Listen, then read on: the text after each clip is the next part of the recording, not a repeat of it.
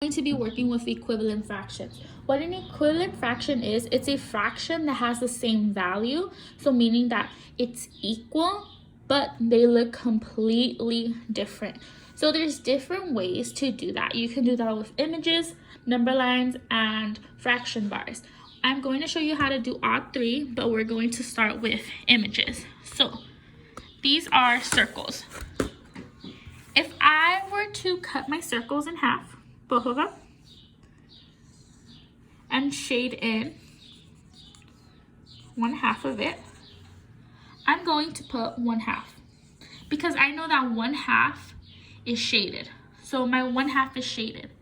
My one half is shaded here, but I am not going to write one half yet because what I want to do to this one is cut it again into equal pieces. So I cut it again. And now I notice that I have 4 parts. Over here, I have 2 parts.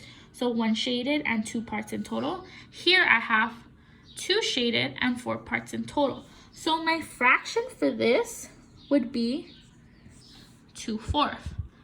So that shows me that 1/2 is equal to 2/4.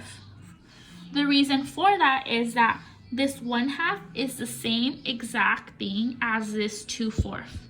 So that's how you do that with images. If I want to do that with my fraction bar, I will start off by cutting it in half. So I have my 2 bars, so this one's gonna be 1 and this one's gonna be 2. And this one's gonna be shaded, this one's gonna be shaded. For my bottom one, I want to cut that into fourths because I'm doing, this one's my 1/2 and this one's going to be in fourths. I'm not going to put my numerator yet.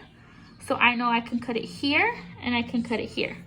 But also I have 2/4. You see how 1/2 is the same thing as 2/4? And that's how you would use it in a fraction bar. And if you were to use it in a number line, we would start off by our halves. So I know my first tick is 0/2 and my last tick is 2/2 because we're working with halves.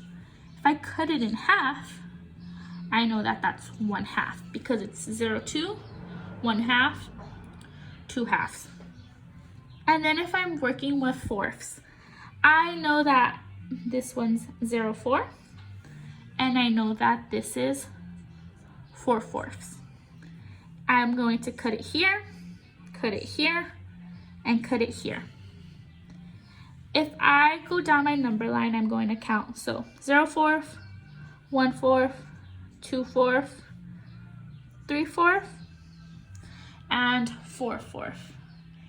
It wants me to figure out what the equivalent fraction would be. So I would put a dot on my 1/2 and then look down straight to it and I will put that on my 2/4.